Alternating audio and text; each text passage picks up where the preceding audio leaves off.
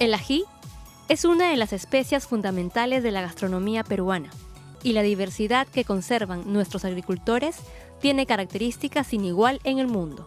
En Umbrales, conoceremos cómo nuestros científicos estudian las diversas variedades de ají que existen en nuestro país y cómo buscan potenciar mediante la investigación científica sus extraordinarias características gastronómicas.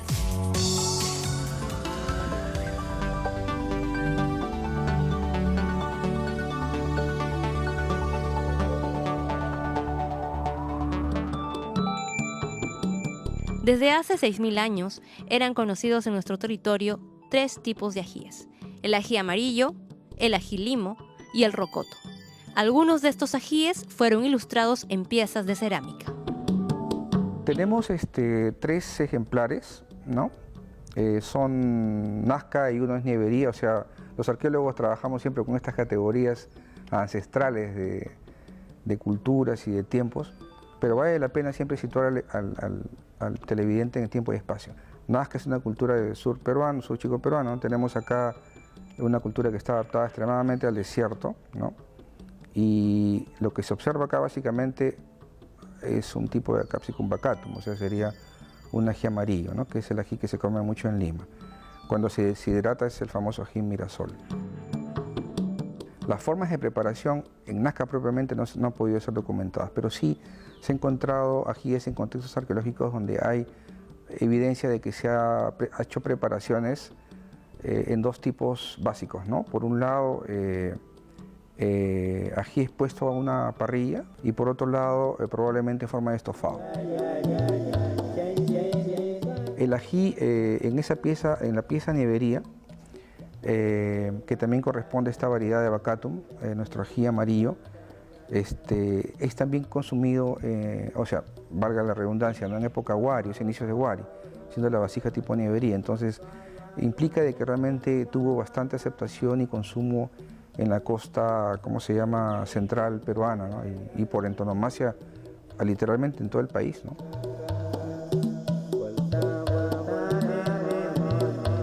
El ají tenía varias funciones. En principio, recordaremos siempre que Garcilaso mismo decía que en sus crónicas que el ají y la sal estaban permanentemente en la mesa, era el gran condimento. Pero a su vez también hay algunos reportes, no andinos, pero sí de otras partes de América Latina, donde se observa que el ají era usado, por ejemplo, para efectos violentos, ¿no? El Códice Mendoza, por ejemplo, azteca, muestra que el ají era usado para efectos de castigo con una persona o hasta con niños cuando no cumplían una labor. Se le colocaba ají al fuego y el niño era aproximado al ají como un castigo muy fuerte, ¿no?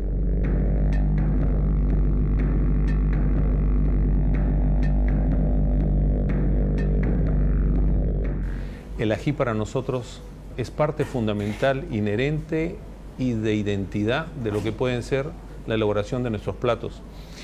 Y dentro de ellos está esta forma primigenia de marinar el ceviche con el jugo de limón, que anteriormente se hacía con otras frutas. Bueno, era una de las formas iniciales de sazonar la sal y el ají propios de nuestro país.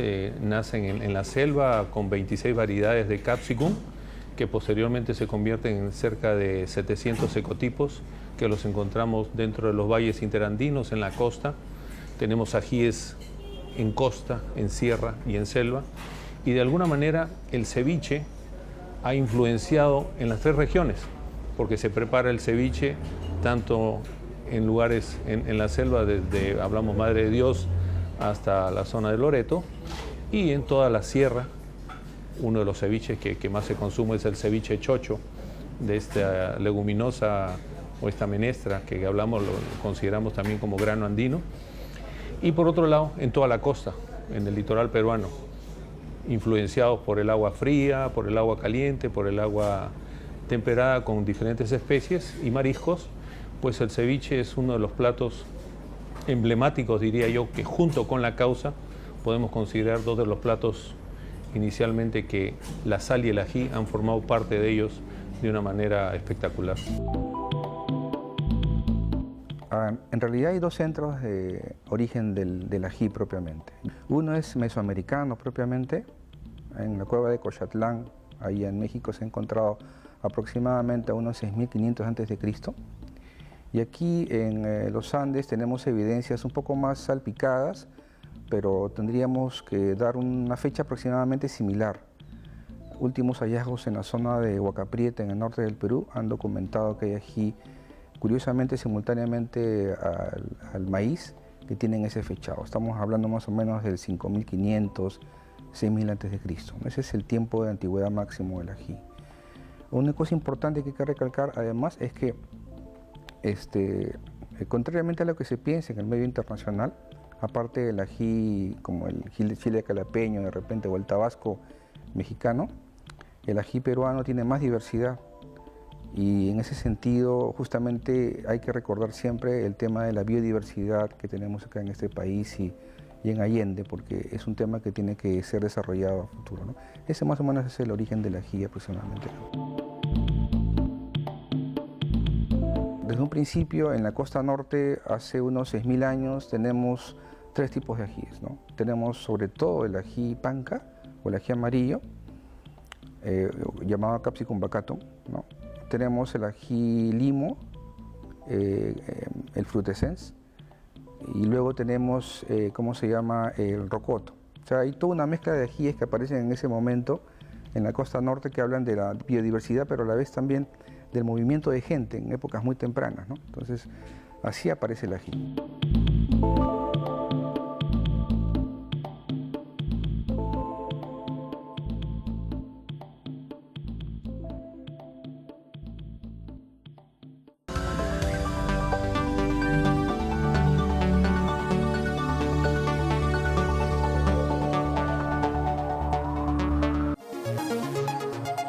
Tras la llegada de los españoles, el ají salió de tierras americanas a conquistar el mundo.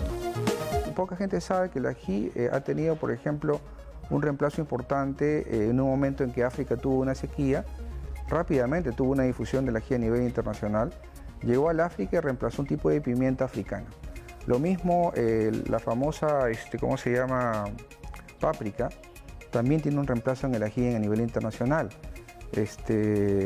Hay productos que son hindúes, que también son picantes, y el ají ahora también forma parte de ese concierto de plantas que se usan en la isla.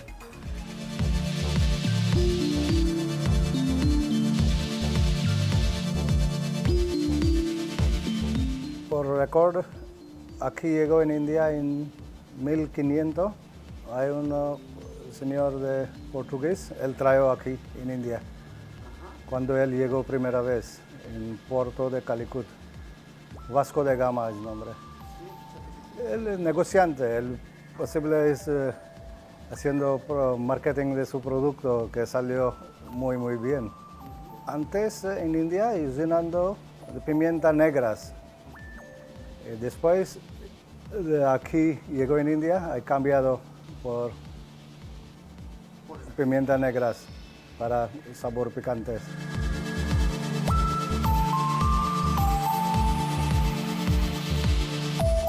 El más común ahora es un ají verde. En casa nosotros usamos esto ají verde picado. En muchos platos echamos esto ají verde. Y aparte de polvo, ají de polvo es más popular, más común, más fácil para usar. Entonces ahí tiene grados de picantes.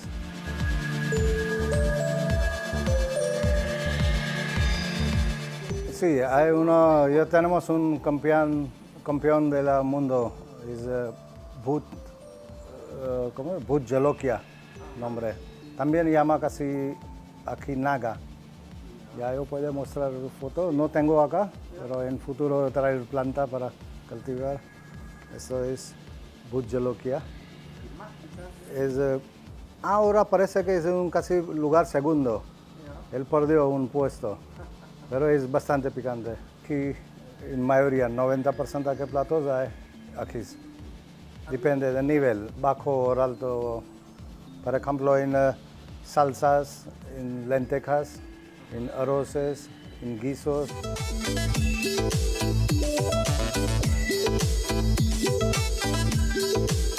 A 80 kilómetros de Lima, en Huaral, nos encontramos con la Estación Experimental Donoso, donde los científicos del Instituto Nacional de Innovación Agraria estudian las características del rey de especias, el ají. Nosotros estamos acá frente a la colección nacional de capsicum. Estas son capsicum, son los ajíes nativos del país. Nosotros tenemos 5 especies de capsicum: frutensis, bacatum, anum. En el caso de pubescens, son los rocotos, que no las tenemos acá, que las tenemos en Arequipa. Y acá completan las 4 especies con la especie chinensis. En total, nosotros de estas 4 especies acá tenemos 413 accesiones, o sea, son variedades nativas, ¿no?, que conforman la colección nacional.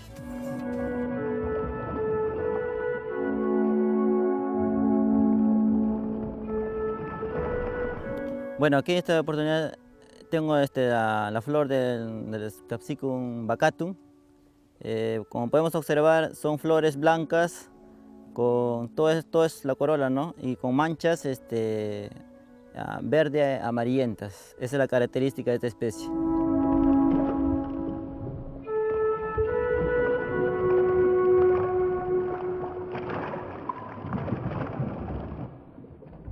Bueno, estos días el más comercial es esto. Se utiliza por ejemplo, en las causas, también en el ají mismo para lo que es los anticuchos, también así seco, que viene a ser el ají mirasol, que esto es así en seco, viene a ser el ají deshidratado, es mirasol, ¿no? En la axila presenta una flor nomás, esa es la diferencia. En cambio, en los pinchitos o en los charapitas presenta hasta 2 a 3, es la diferencia, y otro tipo de flores, ¿no? Pero en estas blancas con estas manchas. Entonces nuestra labor es colectar estas especies en las regiones, en las comunidades, en chacras de los agricultores, y luego además de que tomemos toda la información, no solo del material, sino de cómo ellos manejan estas especies en sus chacras, las trasladamos nosotros a la conservación ex situ, donde se da, como en este caso que está en un invernadero, donde puede estar en campo abierto, en laboratorios bajo las condiciones de in vitro, y las semillas de las especies que se reproducen sexualmente, las que producen semillitas, podemos guardarlas bajo condiciones controladas de temperatura. Bueno, este es el género Capsicum frutensens. Generalmente en este grupo están los pinchitos de mono o pipí de mono. Son plantas erectas y presentan 2 flores por axila. Y la característica, como se puede apreciar acá ligeramente, presenta un color verde, blanco verdoso. Termina todo el periodo vegetativo de las especies, como cualquier especie vegetal, y las cosechamos, tomamos las semillas, las evaluamos, ¿no?, y nuevamente vamos esperando la próxima siembra, preparando el material. En todo este proceso, desde la colecta, desde que estamos en campo de agricultores hasta que terminamos finalmente el material ya para preparar para la próxima siembra, todo ese material está documentado. Porque esa información, analizando esta información, aplicando diferentes métodos para el análisis, es que nosotros podemos diferenciar y decir qué cosa es lo que nos interesa en el caso de los capsicum. El que si es picante o es menos picante, el color que tiene, si gusta al que va a utilizar, esto va a ir generalmente para hacer toda la utilidad culinaria, ¿verdad? Entonces, en función de eso, porque nuestra meta es que el agricultor pueda llegar al mercado una vez que nosotros le demos ya un poco sintetizado para qué sirve su material. Le podemos decir al agricultor, mira, es una manera ya de compensación con ellos, devolverles, pero ya no como nos los habían entregado, sino en condiciones mejores, que si bien es cierto, ellos en sus chacras van a seguir conservando toda esta variabilidad, sin embargo, deben tener la opción de poder llegar al mercado y no van a llegar con, por ejemplo, un agricultor que pueda tener 15, 20, 30 accesiones, con sus 30 accesiones al mercado, ¿no? Sino con aquellas que han sido seleccionadas como promisorios. Promisorios son es una labor que se realiza después de que hemos caracterizado todo el material, comenzamos a identificar cuáles sobresalen, dependiendo qué es lo que queremos, ¿no? Si son para rendimiento, resistencia a plagas y enfermedades, si han superado las condiciones climáticas, ¿no? Y luego esos análisis que le estoy diciendo, ¿no? De los análisis bioquímicos, y de tal manera que con toda esta información podamos nosotros decir, para esta característica estos son los mejores, para esta otra, ¿no? Comenzamos a elegir los mejores con el potencial genético que tengan, pero relacionados con lo cual va a utilizar el agricultor para poder mejorar sus condiciones de vida, porque va a producir mejor. Como todo cultivo, también el ají debe desafiar a las plagas. Si bien nuestra colección nacional anda sumamente resguardada, ¿qué es lo que suele amenazar al ají y cómo hacen los científicos para vencer estos retos?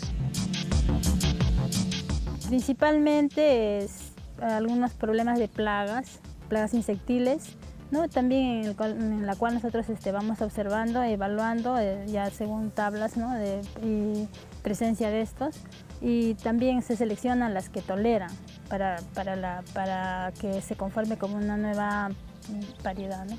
Por su tolerancia principalmente a una determinada plaga, como en este caso del ají es una mosquilla que ataca los brotes, ¿no? Y cuando ataca los brotes o ataca la floración no hay producción, ¿no? Ese es uno de los principales problemas.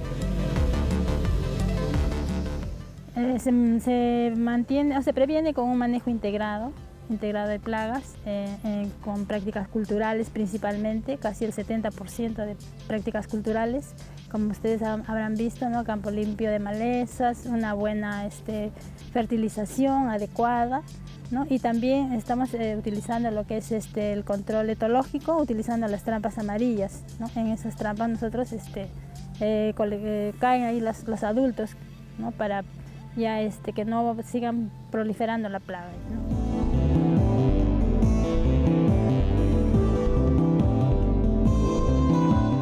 La cooperación entre científicos nos lleva a otra gran colección de ajíes en la Universidad Agraria La Molina. Este es el programa de hortalizas de la Universidad Nacional Agraria en La Molina y vamos a conocer acerca del proyecto Capsicum, que empezando con un programa de cooperación universitaria de las universidades francófonas de Bélgica, nos ha estado ayudando a colectar la diversidad de ajíes nativos en el Perú. Hasta el día de hoy tenemos cubiertas 20 de las 24 regiones del país y hemos logrado formar una colección de más de 300 ajíes nativos del Perú. Esto es importante, de la misma manera que la colección que tiene Linía, porque el Perú es el país con la mayor diversidad de ajíes cultivados en el mundo. Sin embargo, la mayoría de los limeños, los peruanos que viven en las ciudades, frecuentemente consumen 2 o 3. Entonces creemos que en esa diversidad tan grande, la mayor parte de la cual es conservada por pequeños agricultores y mujeres, muchas de ellas en todo el Perú, podemos encontrar nuevos tipos de ajíes para los mercados locales e internacionales y nuevos usos para los ajíes también. Y nos interesa enormemente sensibilizar, informar al consumidor acerca de esta diversidad, porque el consumidor tiene que convertirse en un agente activo de la conservación de la biodiversidad. Cuantos más ajíes, más papas, más zapallos diferentes demanden los consumidores, mayor incentivo habrá para que los pequeños agricultores lo sigan sembrando. Desde hace varios años venimos trabajando con Gastón Acurio y con otros cocineros para ir probándolos e ir determinando cuáles pueden tener mayor interés. Ahora estamos en plena cosecha Desde hace un mes más o menos venimos cosechando estos ajíes y una vez hechas todas las evaluaciones de campo y de laboratorio que necesitamos hacer, entonces los distribuimos a distintos usuarios, ¿no? Por ejemplo, estos que vemos acá atrás están siendo preparados ahora para ser entregados a 3 restaurantes en Lima que nos van pidiendo cantidades que todavía son pequeñas pero que nos sirven para que la gente los vaya conociendo en la cocina y en el plato.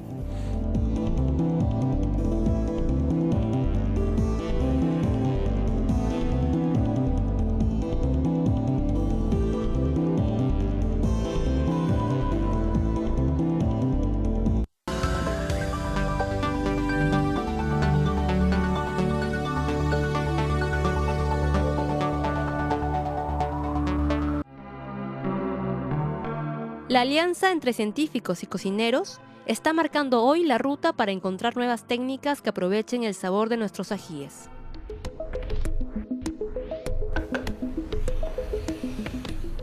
Llegó el momento de degustar. Yo recuerdo en alguna conversación con Rosario de la Cayetano, por medio del Círculo de Investigación del Concitec, que fue una de las consultas que le hice, ¿no? Específicamente por el ají charapita. Nosotros ya hemos descubierto la manera de quitarle el picor y generar sabor de los demás ajíes que hemos trabajado, pero con el charapa nos costaba mucho. ¿Por qué? Porque el charapa es un ají tan pequeño, de tanta semilla y tan poco mesocarpo o pulpa, que a la hora de querer retirarle el picante nos quedamos sin nada y era un trabajo de hormiga.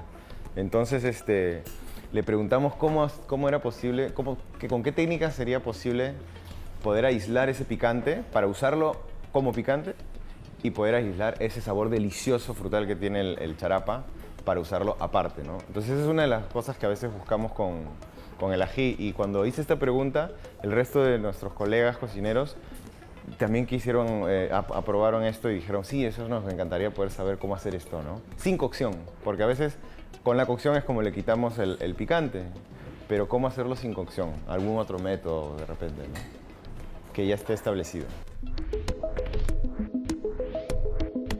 Hoy día queremos mostrarle diferentes formas del charapa. Hemos utilizado un plátano maduro, amazónico, para poder representarlo como si fuera un tuétano vegetal. Entonces queremos presentarles algo interesante. Tenemos el ají charapita en polvo ahumado, tenemos el ají charapita en un puré crudo y en un gel fluido. En esas 3 versiones tenemos nuestro ají charapita. Hemos usado la variedad de color amarillo, que es una de las que me gusta mucho por ese aroma que tiene.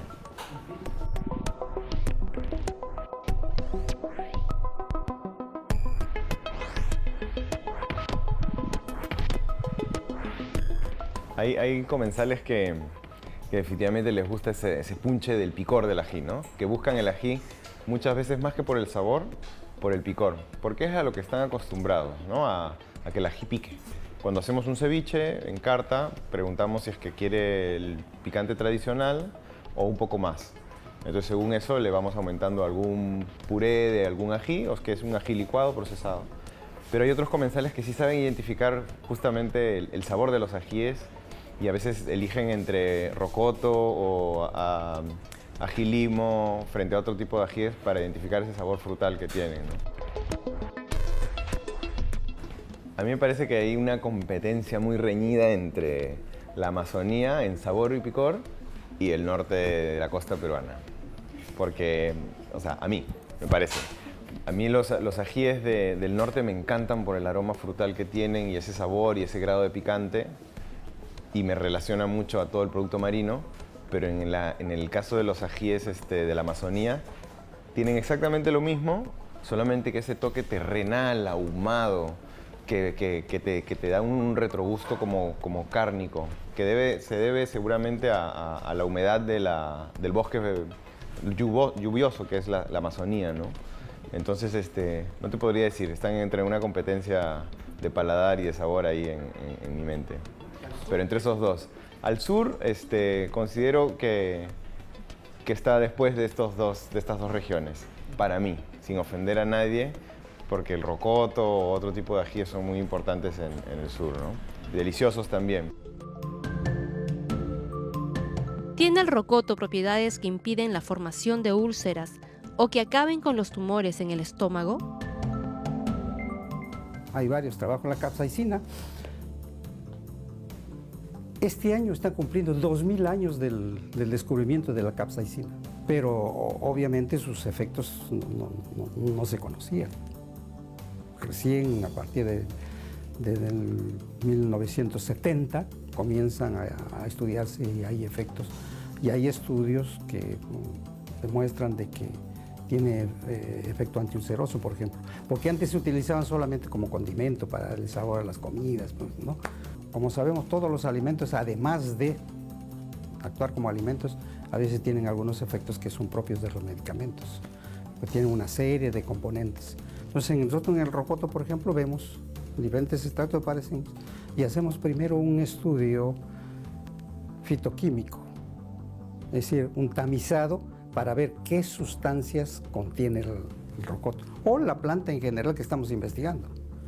En este caso del rocoto, por ejemplo, tenemos extracto acuoso, extracto etéreo, tenemos extracto metanólico, etanólico, y en cada uno de los extractos vemos qué elementos hay. Tienen las venas ahí adentro. Ahí es donde está el mayor concentrado de capsaicina.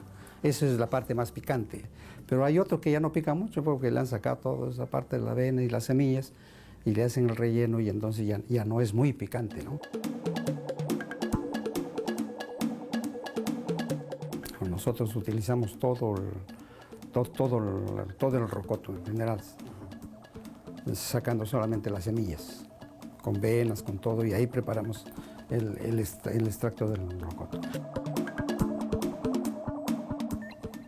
Cuando uno hace una investigación, antes de llevar la investigación al humano, que es una investigación clínica, previamente tiene que hacerse un estudio preclínico, investigación en animales. Se recomienda que por lo menos se hagan en 3 especies de animales diferentes, ¿no?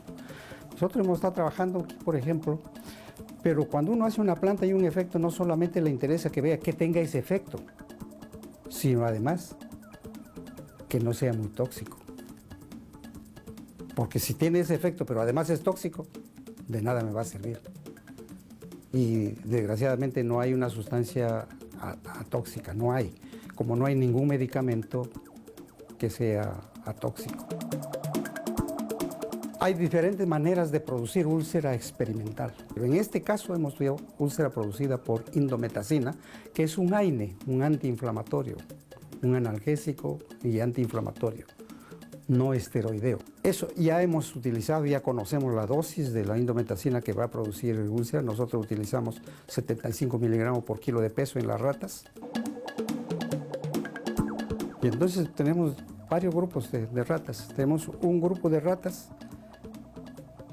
que va a recibir, por ejemplo, solo indometacina y le damos suero fisiológico. A otro grupo de ratas le damos la indometacina y le damos también una de las soluciones de rocoto, por ejemplo, de los extractos. Y en dosis diferentes. En extracto acuoso hemos utilizado 250 miligramos y 500 miligramos por kilo de peso. Igual en el etanólico también hemos utilizado 250 y 500 miligramos de peso. Entonces, ¿qué cosa vemos? Que en los animales que tienen solamente suero fisiológico y más indometacina, se produce lesión casi en todo el estómago. Úlceras, por favor. Úlceras. En los que tienen ranitidina hay una especie de una protección más o menos de un 20%, pero en los que le damos los extractos de rocoto, acuoso y etanólico, la protección es casi hasta el 95%. O sea, muchísimo más que en el caso de la ranitidina.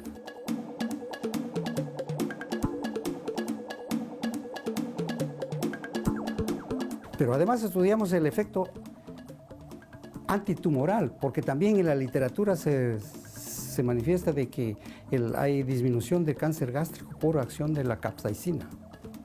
Entonces también utilizamos, experimentalmente, un tipo de tumor que se llama sarcoma, que lo conseguimos del INRE, y de ahí lo adaptamos en la facultad y todo, y eso utilizamos en ratones.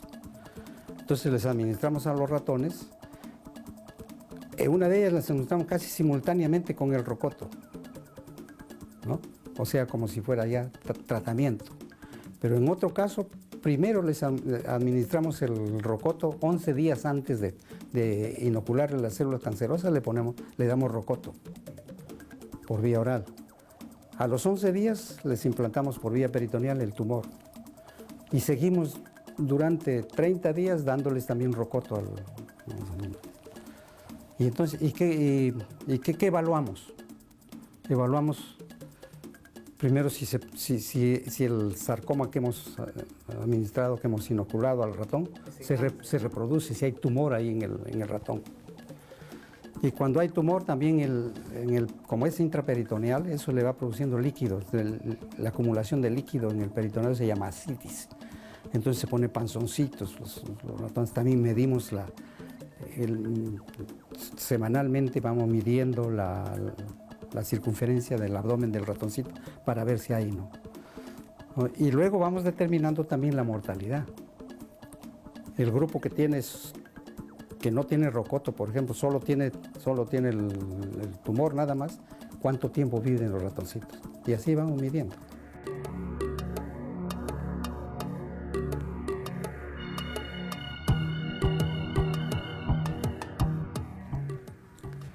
En los grupos que tienen rocoto, dependiendo del extracto de rocoto, en algunos casos, por ejemplo, no se produce tumor y no hay ascitis. Y el ratón vive hasta 50 días. Al final muere de todas maneras, ¿no? Pero ya no está demostrando un efecto antitumoral, porque está prolongando el tiempo de vida de los animales. Y en otros casos veo que no hay el tumor, no se desarrolla el tumor. Porque después de terminar el experimento, nosotros sacrificamos también a los animales y les hacemos un estudio histológico. Primero macroscópico para ver si hay tumor, no hay tumor, cómo está. Y después va al microscopio para ver qué tipo de tumor, qué grado de tumor hay, ¿no? ¿Se ha desarrollado el tumor? ¿No se ha desarrollado el tumor? O sea que en estos trabajos, evidentemente, no tóxico prácticamente el rocoto, ¿no? Es antiulceroso, tremendamente superior a la ranitidina y es antitumoral, ¿no? Ahora, después de eso, para llevarlo a humanos ya es diferente. Entonces, y otra tarea pendiente que tengo es hacer un estudio a nivel nacional, a nivel de las zonas donde tradicionalmente consumen gran cantidad de rocoto, como por ejemplo Cusco, Arequipa, ¿no? Y hacer un estudio ahí en las personas, incluso a nivel de las estadísticas del Ministerio de Salud, cuál es la incidencia de úlceras en ese lugar, de gastritis en ese lugar, y correlacionar con el consumo de rocoto en los pacientes.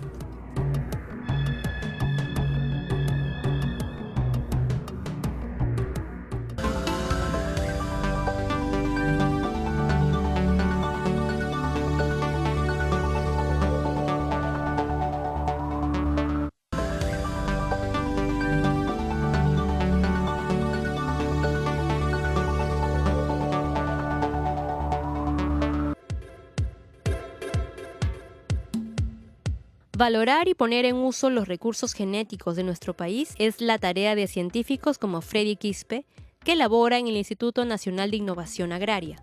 Las características de los ajíes varían de acuerdo a dónde está creciendo. Y cuando hablamos de la parte química, estamos hablando, por ejemplo, de atributos como componentes bioactivos, carotenoides, flavonoides, vitamina C, la parte nutricional de este material, ¿no? Y además de atributos sensoriales que van a presentar, ¿no?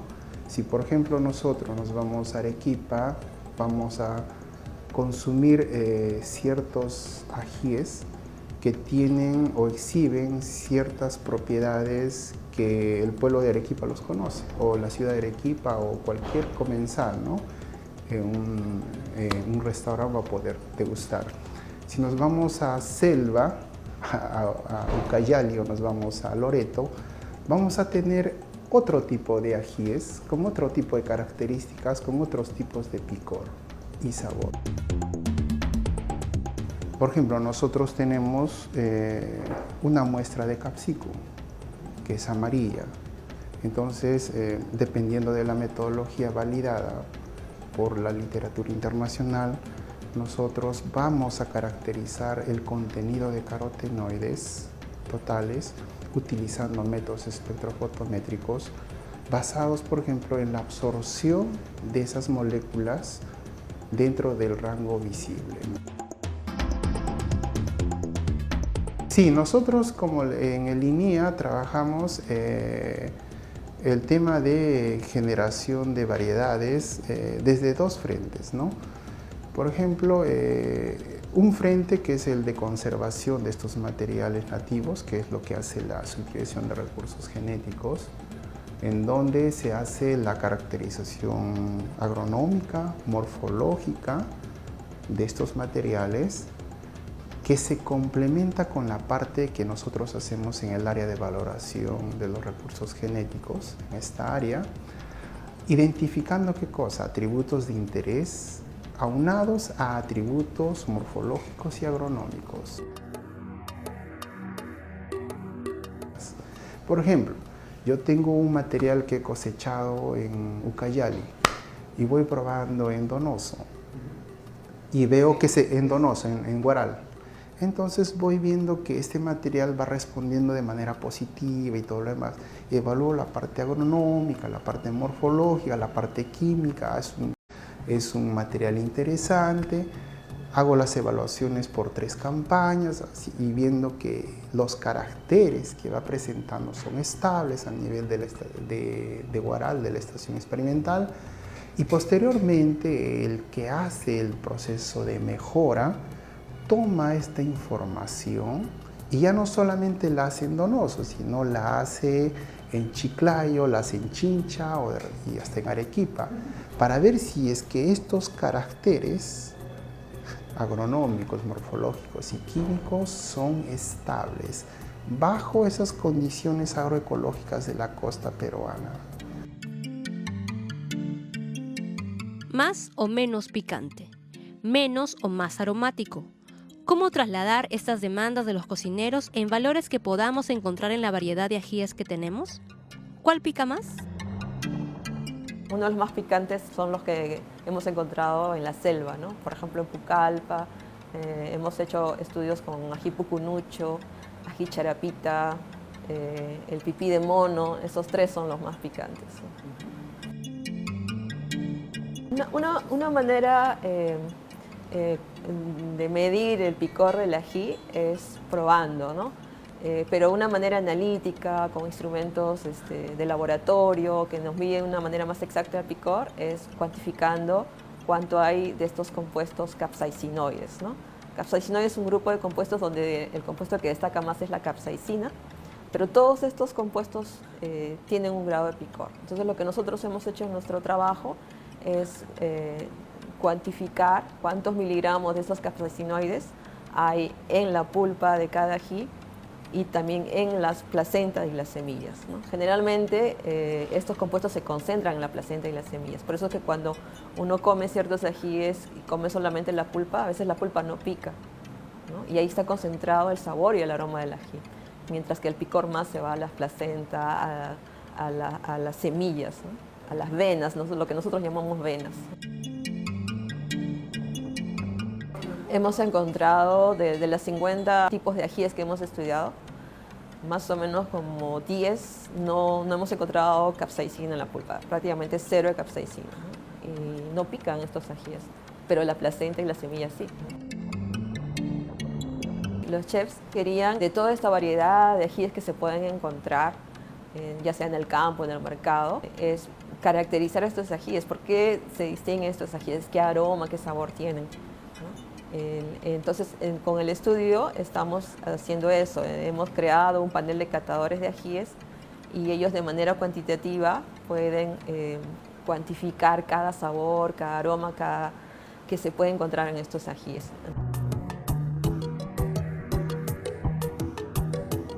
Somos el primer panel sensorial a nivel nacional que está capacitado de evaluar muestras frescas de ají, de diversos tipos de ají y de rocotos. Y en el grupo Habían personas, por ejemplo, estudiantes de la Universidad Villarreal, de la Cantuta y de la Universidad Cayetano Heredia, estudiantes de diversas facultades, como medicina, ciencias y personas que trabajan en laboratorios de investigación y desarrollo en el IT. Personas de diferentes edades, de diferentes sexos. Es un entrenamiento, ¿no? En los cuales probábamos, por ejemplo, probábamos primero el ají, se probaba el ají y entonces uno decía, ¿no? Por ejemplo, este tiene sabor a hierba, por ejemplo, ¿no? O a perejil, ¿no? O podría ser también a hierba luisa, ¿no? O otro tipo de hierba, ¿no? Puede ser huacatay, ¿no? Pero todo eso engloba un solo grupo nada más, ¿no? Entonces ese grupo lo denominamos hierba, ¿no? Igual para fruta, ¿no? Después hay otro descriptor que es el pimiento. Tenías también aroma a pimiento, pero no trabajamos, por ejemplo, con lo que es picante, ¿no? Picor no trabajamos, solamente los aromas que uno puede percibir, ¿no? A través de los sentidos, ¿no? Claro, nosotros evaluábamos al día alrededor de 3, 4 muestras. No podemos evaluar más porque ocurre ese fenómeno, ¿no? Que nos autosaturamos y ya no podemos describir objetivamente cada descriptor. Entonces estamos elaborando un pequeño libro que va a ser disponible para el público general y va a ser de mucha utilidad para los chefs para que ellos puedan elegir qué ají combina más con algún plato que ellos quieran desarrollar.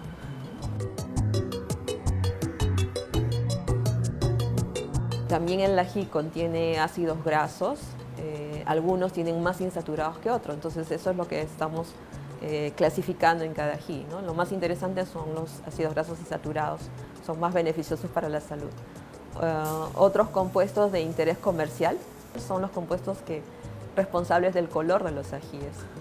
Entonces, de algunos ajíes, por ejemplo del ají páprica, se extrae esta oleoresina que contiene un concentrado de estos compuestos que dan color rojo, que se utiliza para los alimentos, ¿no? Para dar color a los alimentos procesados. Entonces, dentro de estos compuestos están los carotenoides, que también tienen funciones en la salud. El ají también contiene compuestos antioxidantes, como principalmente flavonoides, donde está la luteolina, la quercetina, apigenina. Y los flavonoides, además de tener actividad antioxidante, también se ha visto que tienen actividad antimicrobiana, antiinflamatoria, inclusive anticáncer, ¿no? Entonces es importante determinar en qué ajíes están más concentrados estos compuestos. Los aromas, el picor y los colores de nuestros ajíes tendrían una puerta abierta en el comercio mundial. El mundo lo que principalmente consume en los ajíes es el pimiento morrón en fresco, en volumen. Pero tenemos la posibilidad de entrar a exportar ya al crecimiento de la gastronomía en el mundo, ¿no? Vamos a poder mandar rocotos, vamos a poder mandar ají amarillo, el charapita, el manzano, que lleva toda una cadena interesantísima de producción en pequeños productores del norte y de la selva peruana. Es increíble ver un productor de ají manzano, digamos, en Morrope, en Chiclayo.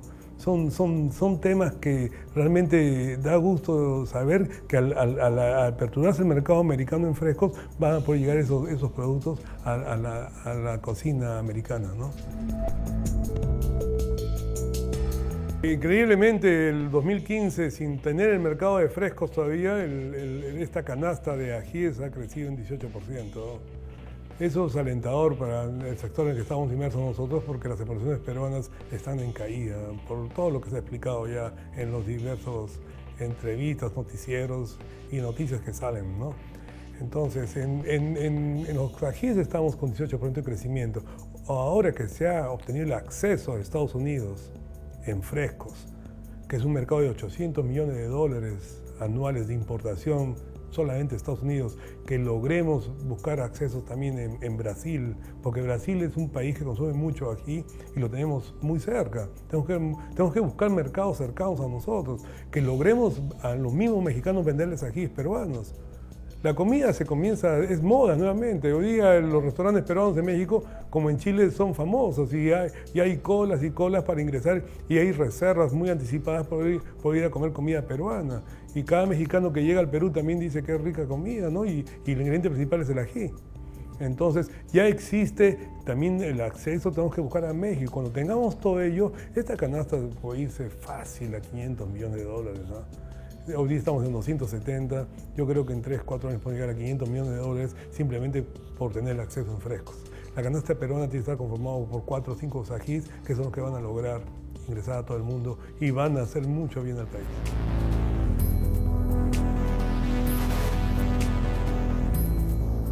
La expansión de nuestra culinaria pone al ají en el foco mundial del consumo. Los sabores y aromas que yacen escondidos en los huertos de nuestros agricultores son investigados hoy por nuestros científicos. Las prácticas del cultivo de ajíes están siendo sistematizadas y los ajíes promisorios de mayor resistencia ante plagas y cuyo sabor y aroma sean singulares están siendo evaluados en cada siembra y cosecha. Los agricultores con su memoria, los cocineros con innovación y los científicos con el método de investigación convierten hoy a nuestro ají en el rey de las especias.